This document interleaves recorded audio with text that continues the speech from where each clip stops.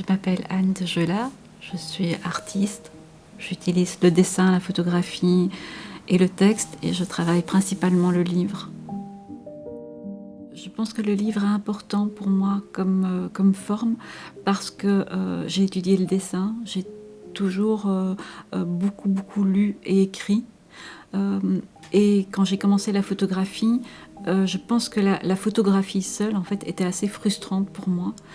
Et j'ai pendant tout un temps cherché une forme, comment associer dessin, écriture, citation, photo.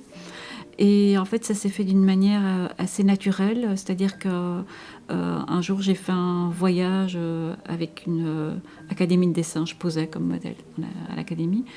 Et donc ces gens travaillaient dans des carnets de croquis. Et en fait, j'ai fait la même chose, mais comme je faisais des polaroids, de l'écriture et je dessinais, dans mon carnet, tout s'est mélangé. Et, euh, et quand je suis revenue, je me suis dit, ben en fait voilà, j'ai trouvé ma forme idéale.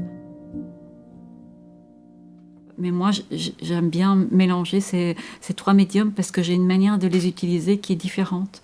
Et donc, le fait de pouvoir avoir un lieu où j'associe ces trois médiums et plus, je pourrais dire le collage, et c'est vrai que j'utilise aussi beaucoup la citation, euh, et travailler la mise en page. Donc la mise en page aussi exprime quelque chose.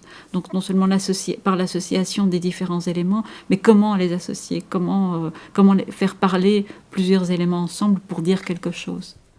Pour moi, c'est un langage qui est vraiment complet. Avant, j'avais l'impression que les choses n'étaient pas complètes. Et là, en mélangeant les trois choses, en pouvant choisir comment j'exprime telle chose avec tel médium, j'ai vraiment ce que je veux et j'ai l'impression d'être juste. Et voilà, d'exprimer vraiment une expérience.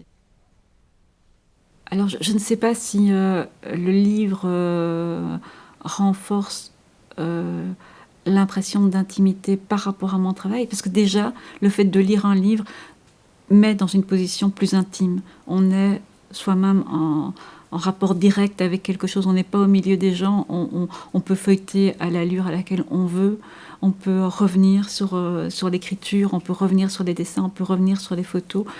Et donc je pense qu'il y a deux choses. Il y a le fait qu'en effet, ce dont je parle est parfois très très intime.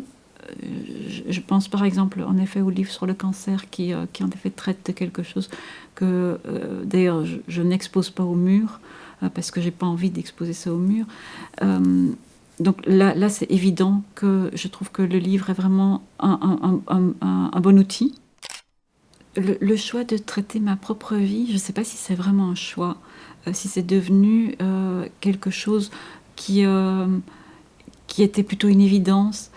Je dirais qu'au début, donc même dans le petit livre carnet, c'est vrai que je traitais de mon quotidien et que ça ressemblait plus à un journal.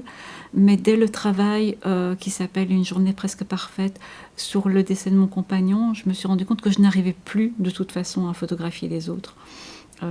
Et alors les choses se sont imposées quelque part à moi, ou quelque part, voilà, je n'arrivais plus qu'à photographier ce qui était proche de moi, donc mon fils, l'appartement, ce qui nous arrivait. Aussi, ce que j'ai remarqué, c'est que les gens s'emparent du livre. Donc, en regardant le livre, ils traitent de leur propre histoire.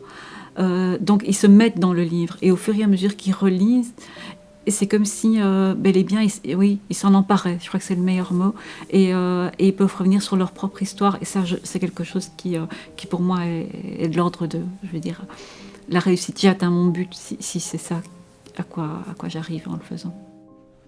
C'est une expérience, je le dis souvent, c'est une expérience que j'ai envie de partager parce que je me rends compte que dans cette expérience, il y a quelque chose d'universel. Évidemment, ça m'arrive, mais ça arrive à tellement de gens. Et ce partage d'expérience est extrêmement important pour moi.